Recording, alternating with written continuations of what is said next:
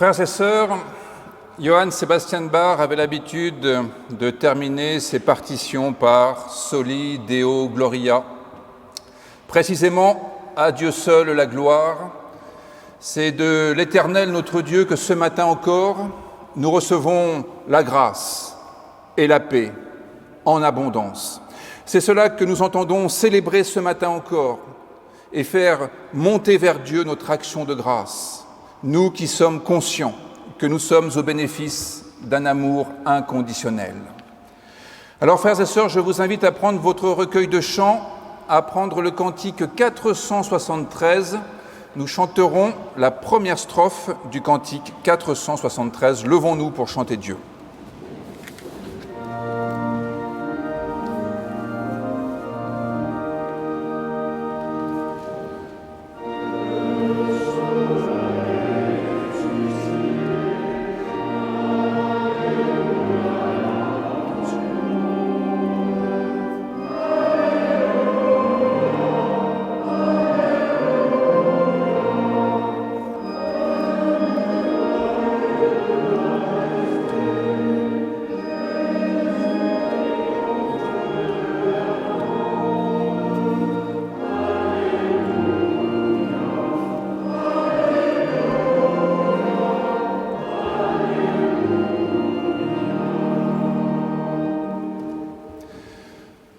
Pour ta parole de vie, pour la bonne nouvelle de ton salut, nous te louons, Seigneur. Pour l'eau du baptême, pour le don de l'Esprit, nous te louons, Seigneur. Pour la manne, ce pain descendu du ciel, qui donne la vie éternelle au monde à travers Jésus-Christ, nous te louons, Seigneur. Pour le cœur même de la nouvelle alliance, nous te louons, Seigneur. Pour notre vocation personnelle, cet appel que tu nous lances et qui donne sens à notre existence tout entière, nous te louons, Seigneur. Amen. Frères et sœurs, le psaume 42, aux strophes 1, 3 et 4, sera pour nous l'occasion de poursuivre notre louange. Psaume 42, strophes 1, 3 et 4.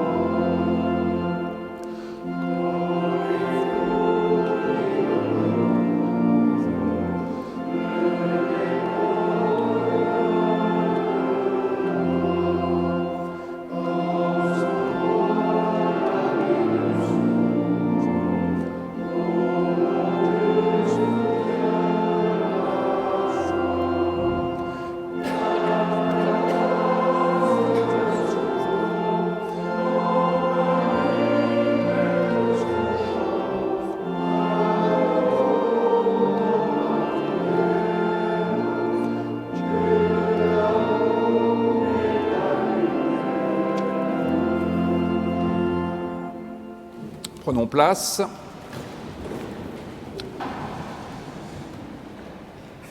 Recueillons-nous dans la prière.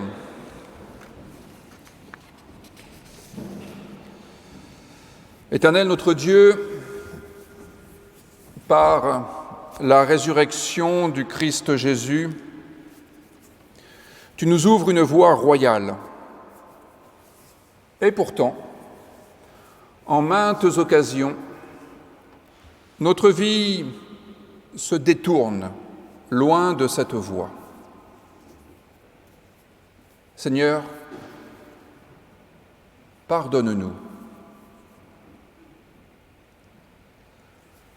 Éternel notre Dieu, tu comptes sur nos bouches, sur nos mains, nos intelligences, notre créativité, notre sens des responsabilités, pour faire rayonner la bonne nouvelle de ta vie, cette vie en plénitude. Et souvent, nous réduisons notre foi à une vague croyance et nous réduisons notre pratique religieuse à de pauvres habitudes. Seigneur, pardonne-nous. Éternel notre Dieu, alors que nous sommes encore dans la lumière de Pâques, nous reconnaissons que trop souvent, nous ne sommes pas à la hauteur de ton évangile. Alors Seigneur, pardonne-nous et que ta joie nous réveille encore, qu'elle éclaire notre chemin et qu'elle ressuscite notre désir de vivre en plénitude. Amen. Frères et sœurs, au cantique 473, chantons la deuxième strophe du cantique 473.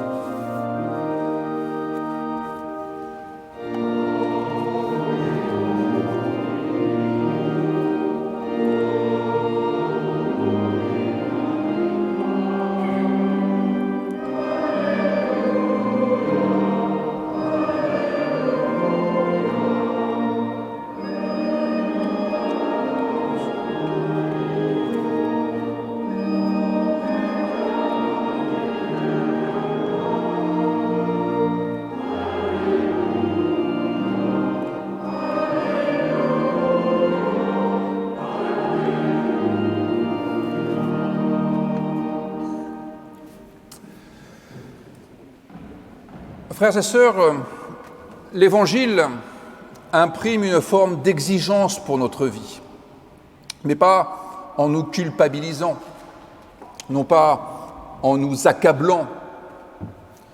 L'Évangile est une forme d'exigence pour notre vie, mais comme l'est une promesse. Et cette promesse, qui retentit d'âge en âge, c'est que Dieu est amour. Et parce que Dieu est amour, il entend la confession de notre cœur. Cela était vrai pour un personnage tel le roi David. Cela est vrai pour nous aussi. Par Jésus-Christ, nous découvrons qu'il n'y a plus à s'inquiéter pour son propre salut. Il n'y a plus à s'inquiéter pour sa propre dignité. Il n'y a plus à s'inquiéter pour ce que nous aurions dû faire et que nous n'avons pas fait. Parce que Dieu est amour, notre péché est pardonné. Au sens où nous ne devons plus vivre dans l'angoisse des fautes que nous aurions commises ou simplement imaginées. Par le Saint-Esprit, frères et sœurs, une puissance de vie nouvelle nous est accordée. Et c'est cela qui doit structurer notre histoire personnelle. C'est cela qui doit nous donner les impulsions nécessaires pour orienter notre vie. Frères et sœurs, Dieu nous met au cœur l'assurance de son pardon. Et c'est ainsi qu'il nous donne de marcher ensemble vers ce que nous appelons son royaume. Alors levons-nous pour chanter notre reconnaissance avec la troisième strophe du cantique 473.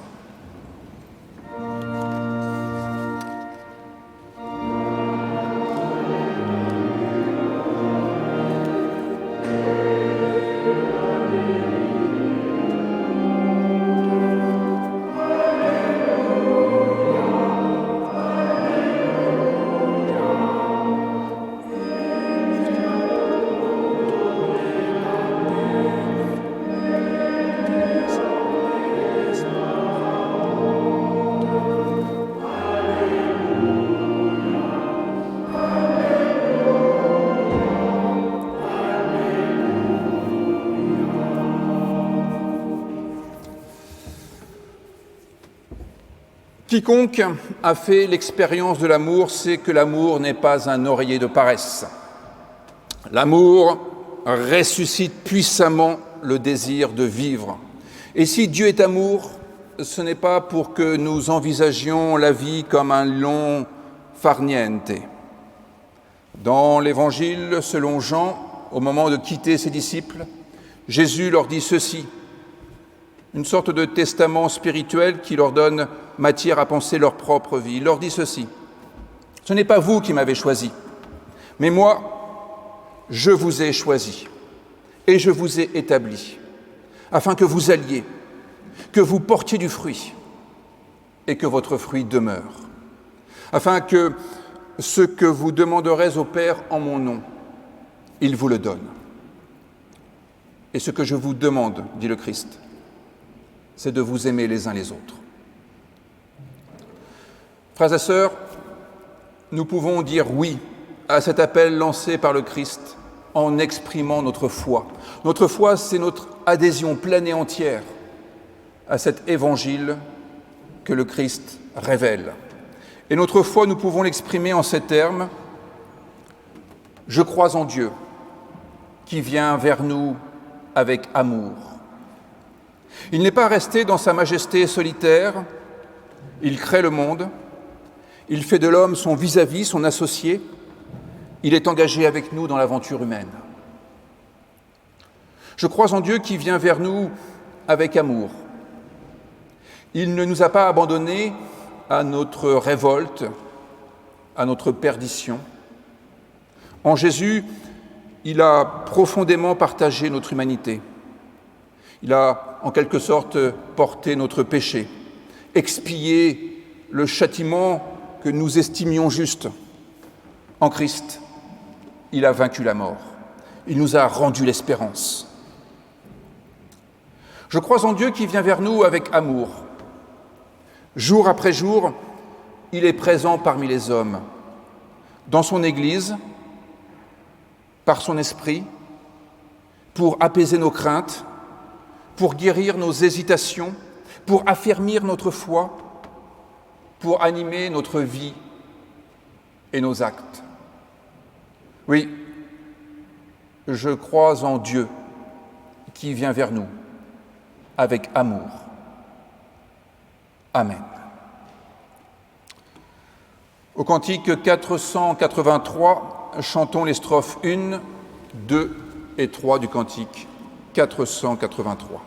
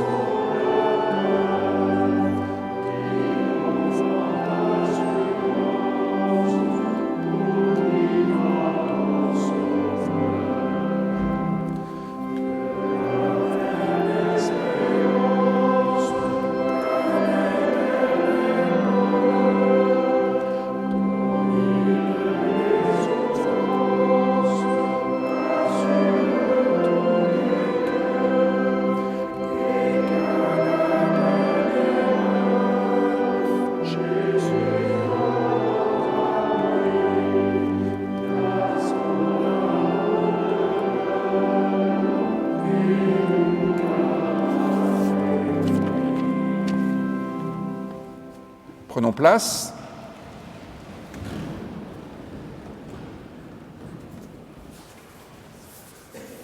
Seigneur,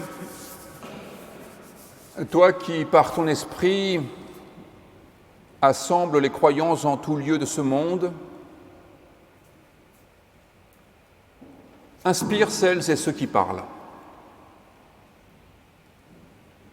et rends attentifs celles et ceux qui écoutent, afin que l'Évangile soit la vérité de notre foi, la source de notre amour, la fermeté de notre espérance. Amen.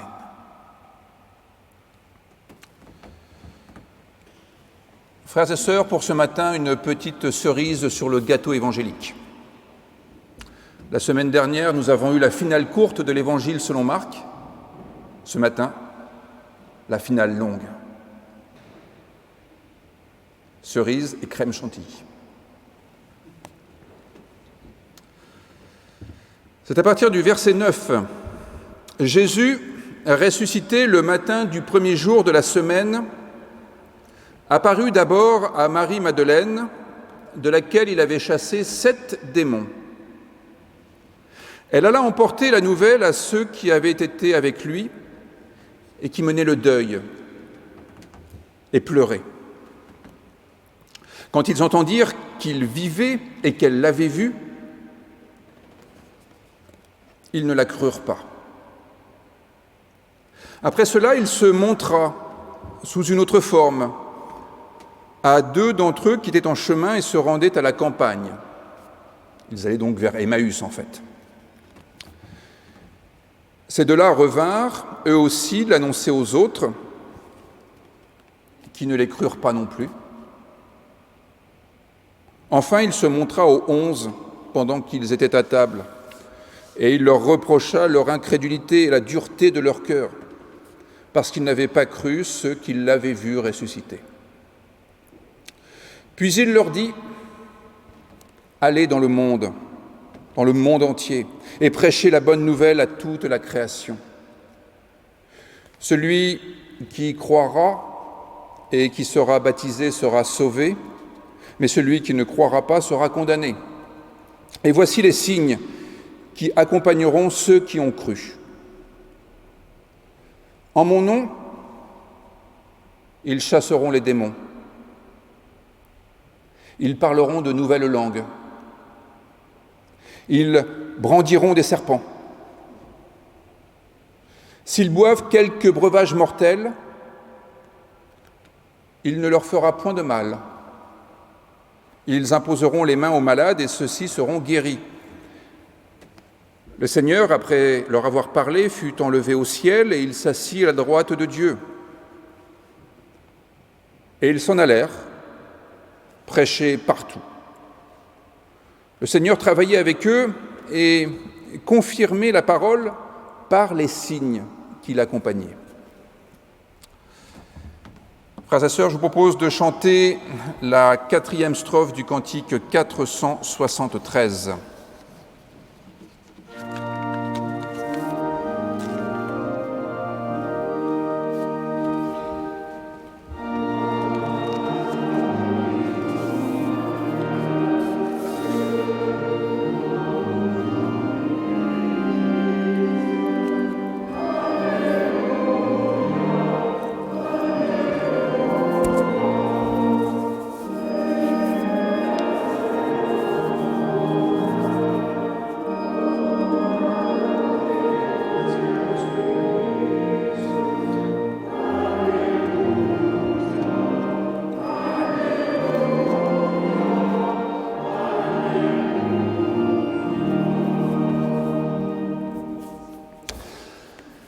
Chers frères et sœurs, cet évangéliste Marc, quel évangéliste tout de même.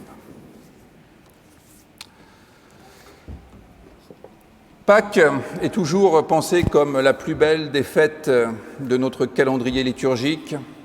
La semaine dernière, nous avons vu que les femmes qui se rendaient au tombeau n'étaient pas animées par les pulsions les plus évangéliques qui soient.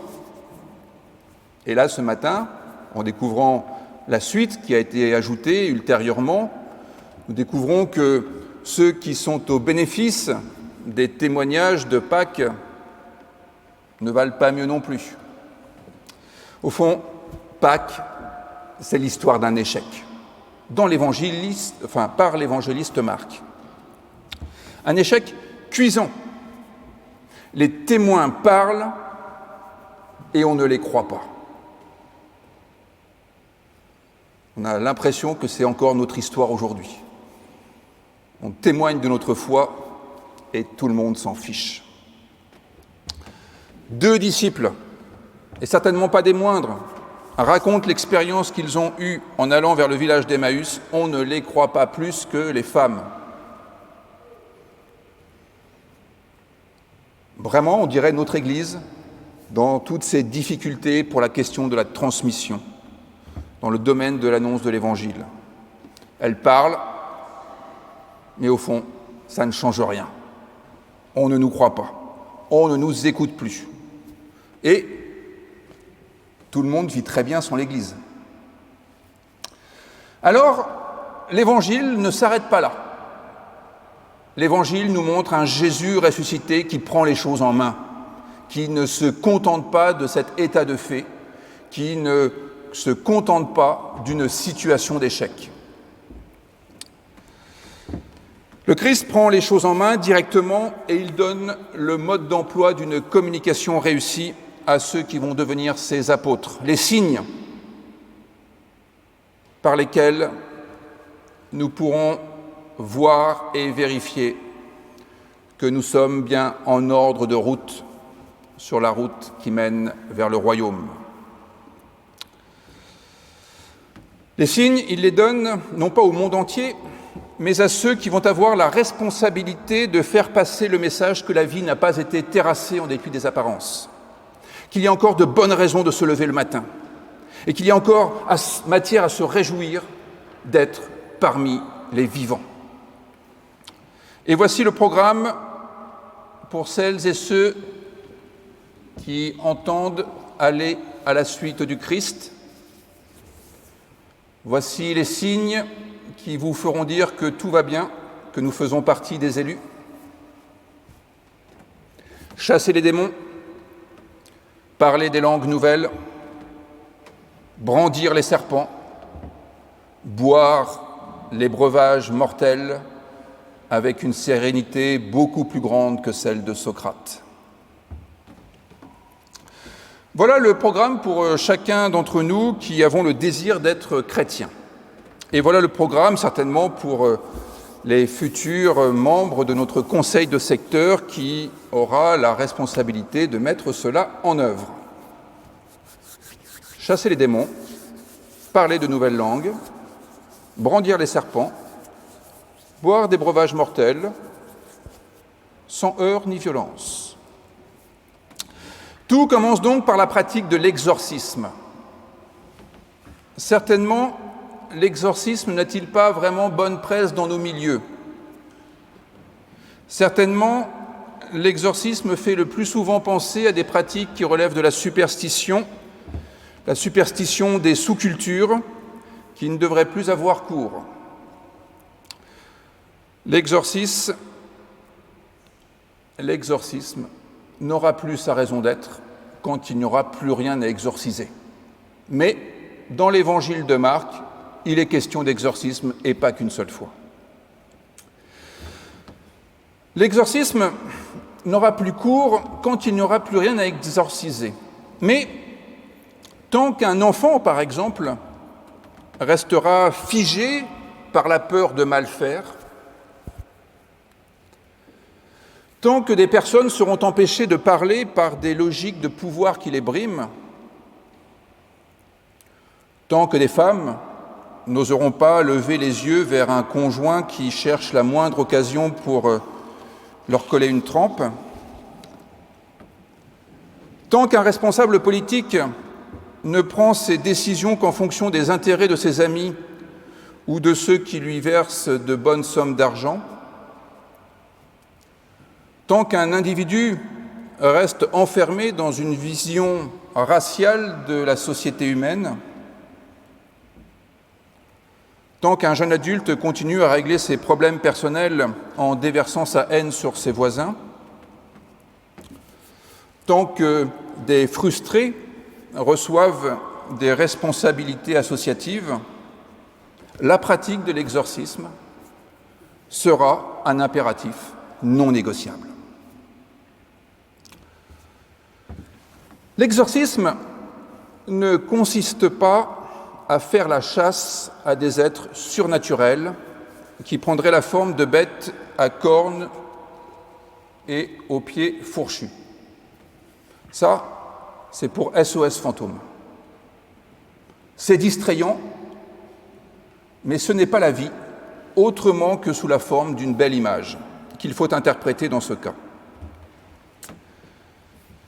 Néanmoins, si les formes démoniaques n'ont rien à voir avec l'imaginaire populaire, le démoniaque n'est pas tout à fait absent de notre histoire. Surtout si nous nous rappelons que le daimonion en grec signifie la puissance, et en fait pas beaucoup plus.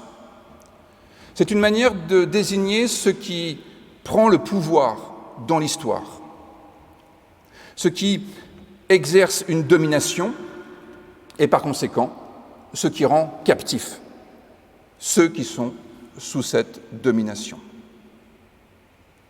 À vrai dire, démon n'a pas une connotation négative. Même en tant que puissance dominatrice, le démon peut avoir une fonction positive.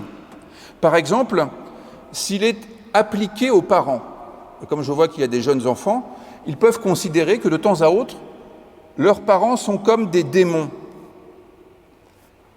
Et c'est à juste titre quand les parents, par exemple, empêchent les enfants de se mettre en danger et qu'ils les saisissent alors qu'ils sont sur un muret peut-être un peu trop haut pour leur taille. Ou tout à l'heure, nous étions en train de regarder la couverture du journal Le Cep avec une femme qui semble s'élancer dans le vide et nous ne sommes pas sûrs que ce soit pour son plus grand bien. Quelqu'un qui la saisirait par la queue de cheval exercerait une puissance démoniaque, mais pour le bien de cette personne.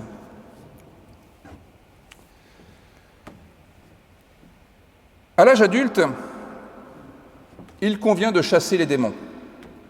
Il convient de chasser tout ce qui nous maintient sous tutelle, dans la mesure où nous avons atteint un stade de maturité qui, en principe, devrait nous permettre de mener notre vie en toute liberté.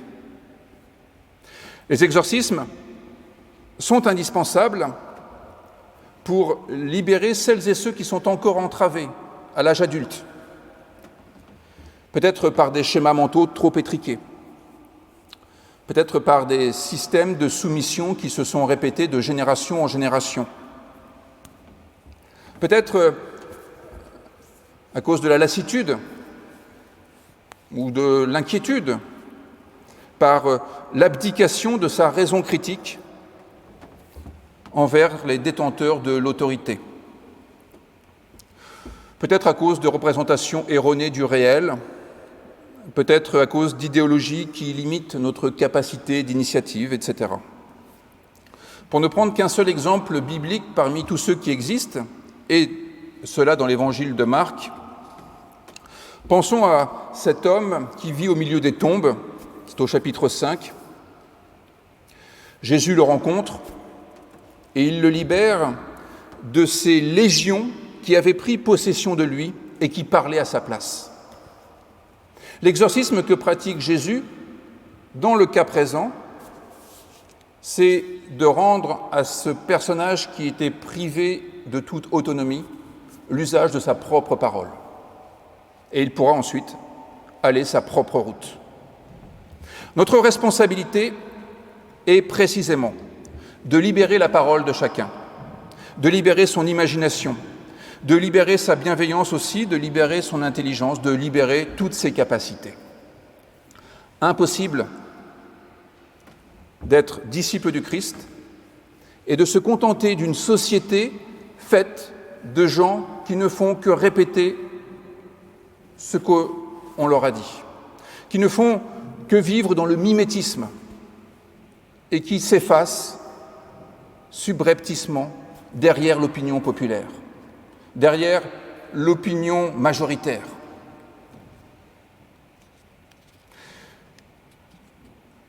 Il y a quelques jours encore, certains responsables politiques se demandaient s'il ne faudrait pas en finir avec les minorités.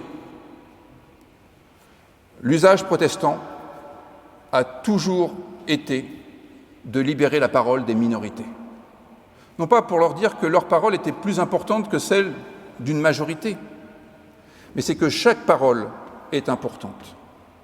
Chaque parole est même nécessaire pour le débat commun.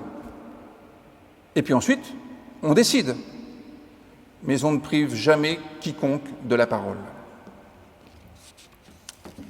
Cela nous conduit au deuxième signe, le fait de parler de nouvelles langues. Vous pourrez toujours apprendre le grec et l'hébreu, chers futurs conseillers, ça ne peut pas faire de mal, ça permet de lire les textes bibliques dans une langue un peu originelle, mais les langues dont il est question sont plus que des dialectes particuliers, qui permettraient certes de comprendre les textes bibliques, ou alors de comprendre les touristes qui régulièrement viennent jusqu'ici. Entendons que la langue, c'est ce qui forge notre personnalité. La langue, c'est ce qui forge notre psychisme. Notre psychisme, notre personnalité, ce que nous sommes, notre identité profonde, se construit avec les mots que nous mémorisons et avec l'art que nous développons de les accommoder, de les combiner. La langue, c'est ce qui construit notre univers intérieur. Quand nous sommes privés de mots, nous sommes privés de la finesse nécessaire pour découvrir la complexité du monde. En revanche, lorsque notre langue est raffinée, alors notre spiritualité peut être également raffinée. Elle peut être dite avec toute la subtilité du vocabulaire approprié. Moins nous avons de mots, moins nous avons les moyens d'apprécier la vie avec toutes ses subtilités, avec ses contrastes, avec ses sophistications. Vous voyez, quand on a juste le mot, le verbe aimer, pour parler du clafoutis, de ses parents, du film qu'on vient de voir, de notre conjoint et de l'aurore, ça fait un peu des confusions. En revanche, l'étendue de notre langue nous permet d'appréhender le monde avec ses finesses. Or, la vie est en perpétuelle évolution. Notre monde change et ainsi en va-t-il de notre langue qui devrait elle aussi évoluer au fur et à mesure. Elle ne peut rester figée dans l'état où elle était lorsque nous étions enfants, au risque de nous priver de la possibilité de comprendre notre environnement.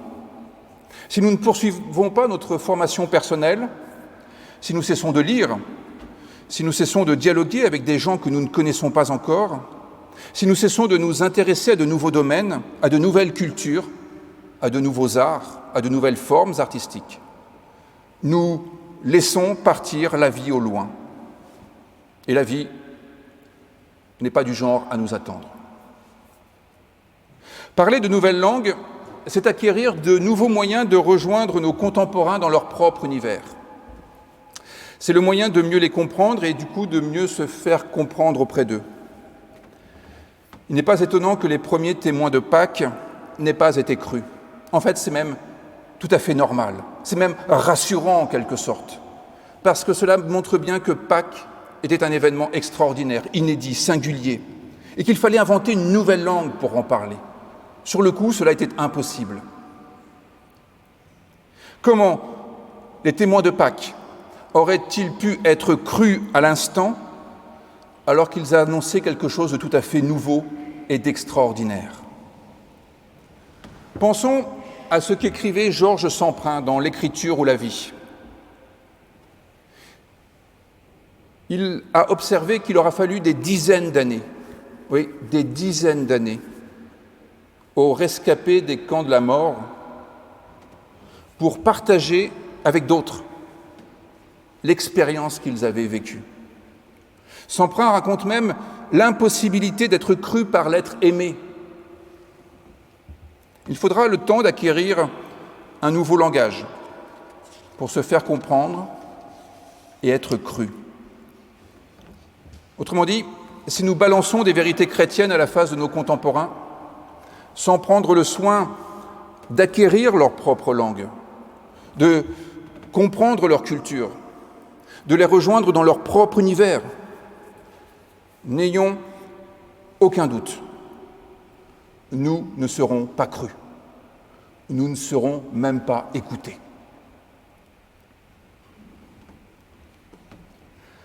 Le troisième point, c'est brandir des serpents. Là, ça se corse un peu quand même.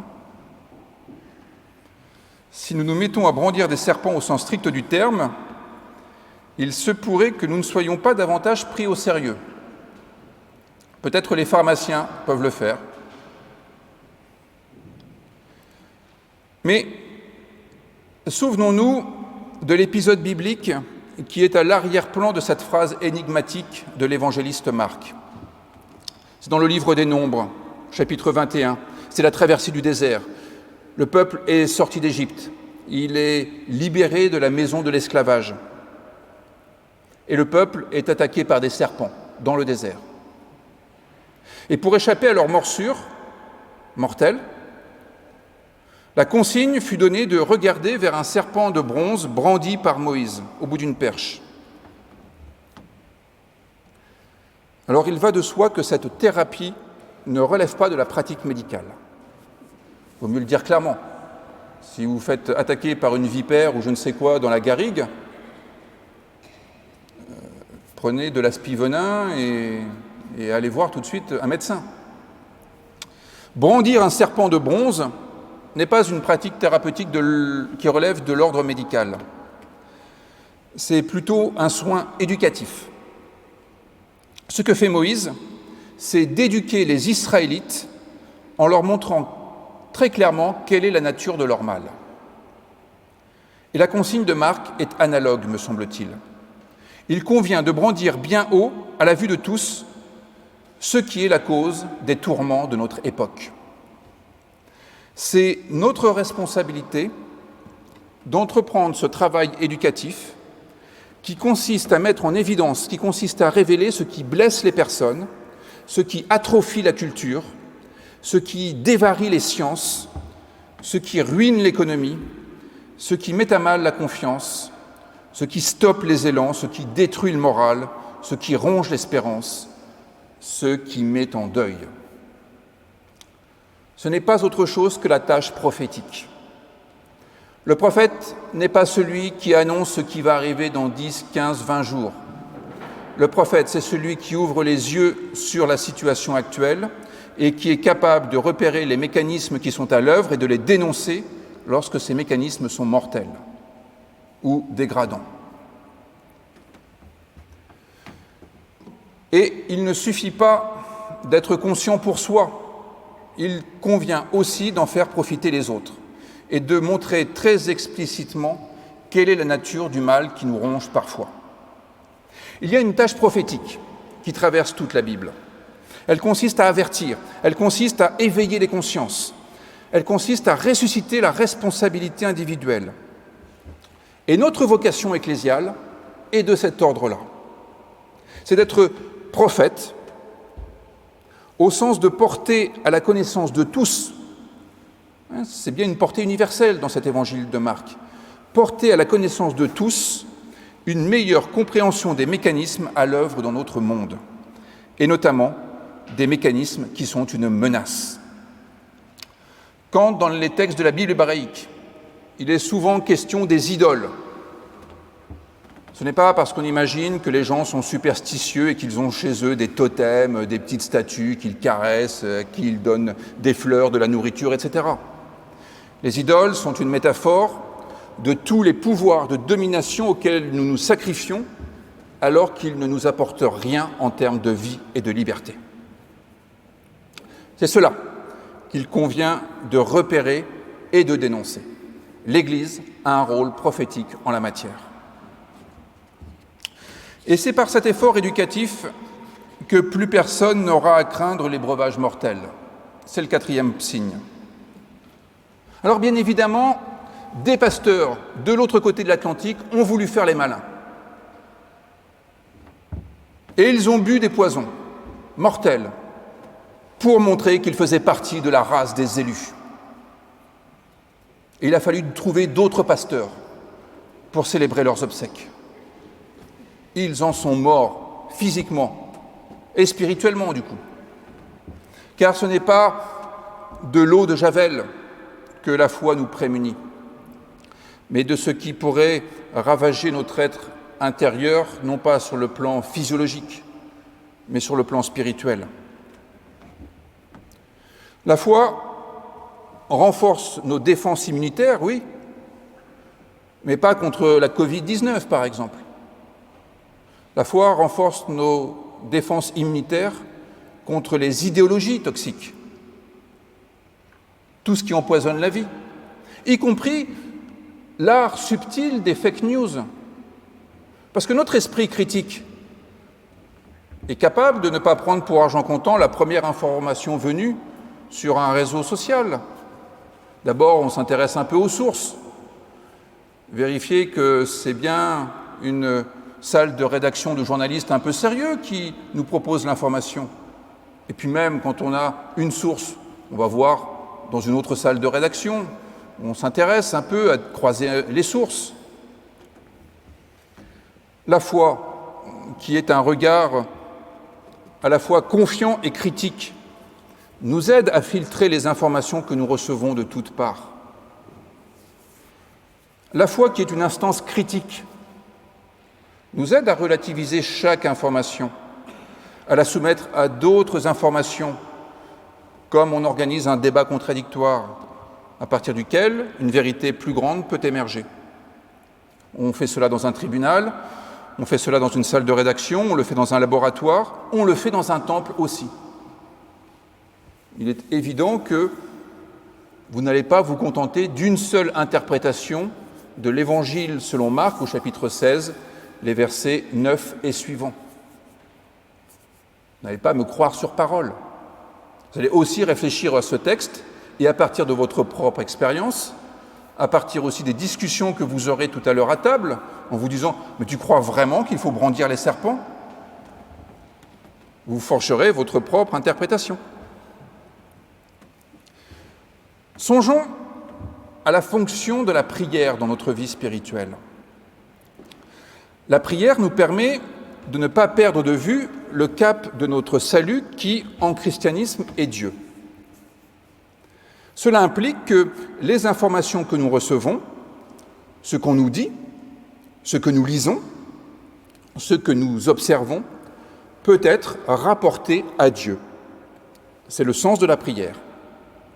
La prière peut être une manière de conforter une opinion, une affirmation,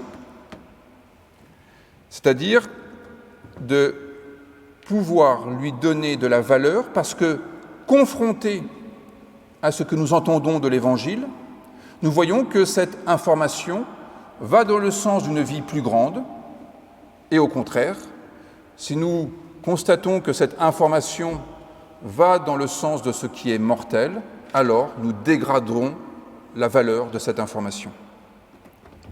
Et nous faisons en permanence le tri entre ce qui mérite notre intérêt et ce qui mérite notre mépris, ce que nous devons assimiler et ce que nous devons rejeter. C'est exactement ce que fit le théologien Karl Barth dans les années 30, en analysant les thèses nazies.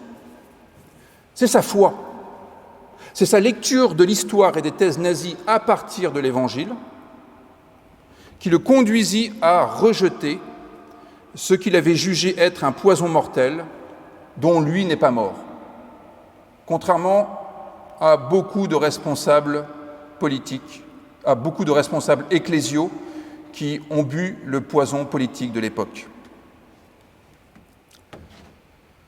Chasser les démons, Parler de nouvelles langues, brandir des serpents, boire des breuvages mortels, c'est rejeter ce qui bride la liberté, établir de nouvelles relations, éduquer et résister aux idéologies toxiques. Voilà notre programme.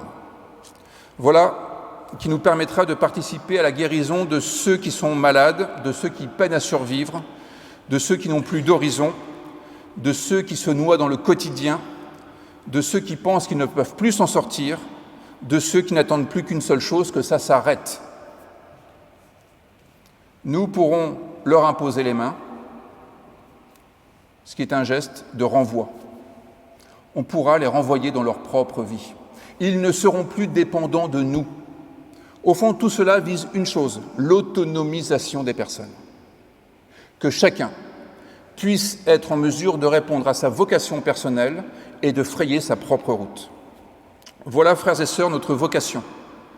Et bien maintenant, que ça commence et partout. Amen.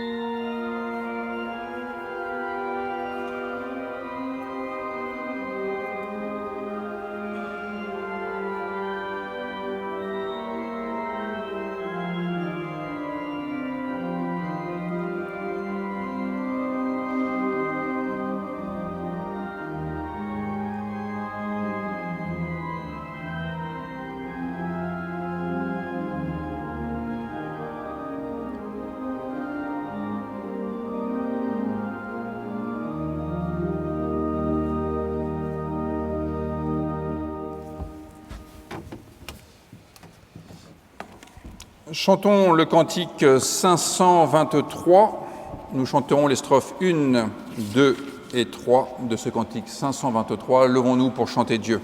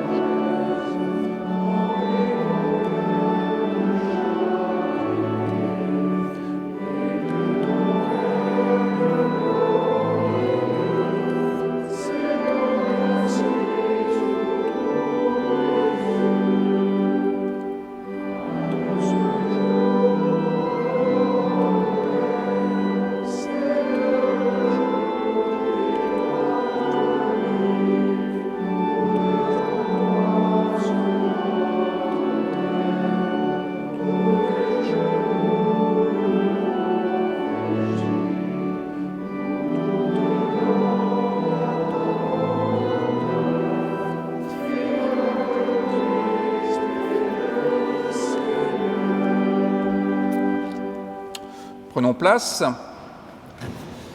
Exceptionnellement, nous inversons un peu notre ordre liturgique ce matin. C'est maintenant le moment de l'offrande et puis ensuite nous aurons le temps d'annonce qui intégrera la question du conseil de notre secteur. Donc, d'ores et déjà, chassez l'argent de votre porte-monnaie et les chèques de votre chéquier.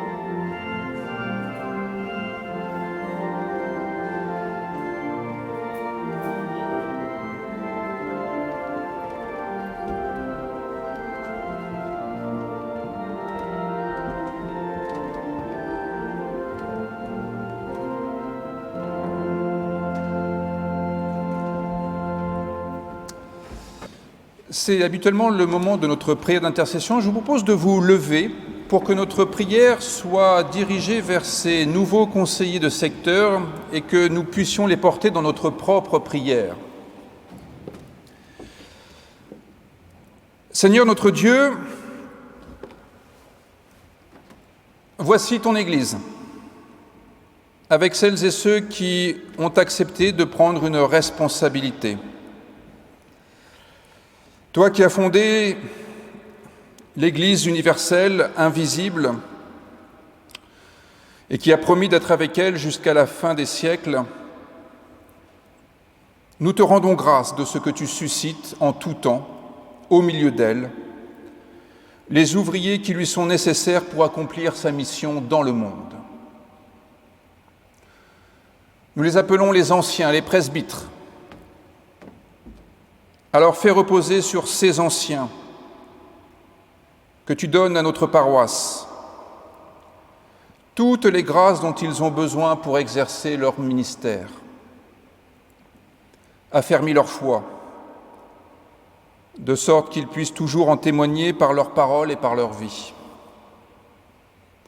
Continue à leur accorder jour après jour ton Saint-Esprit pour qu'ils puissent répondre fidèlement et joyeusement aux exigences de leur vocation et soient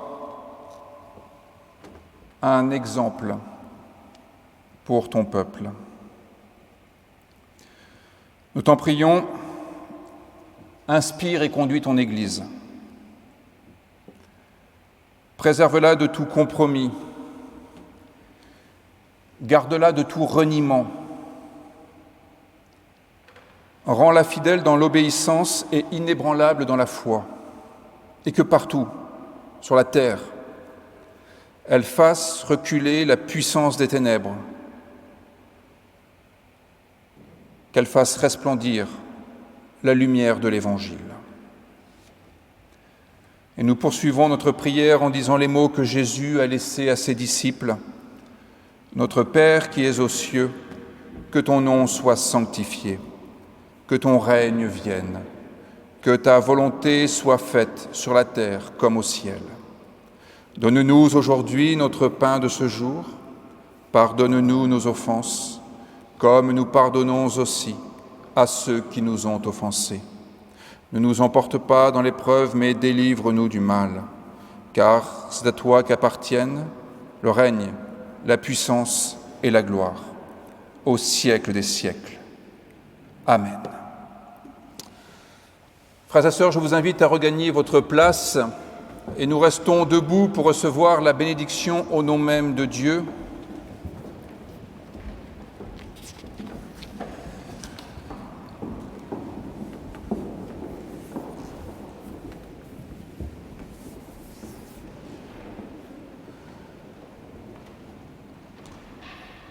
Frères et sœurs, le Seigneur de la paix nous donne lui-même la paix, en tout temps et de toute manière.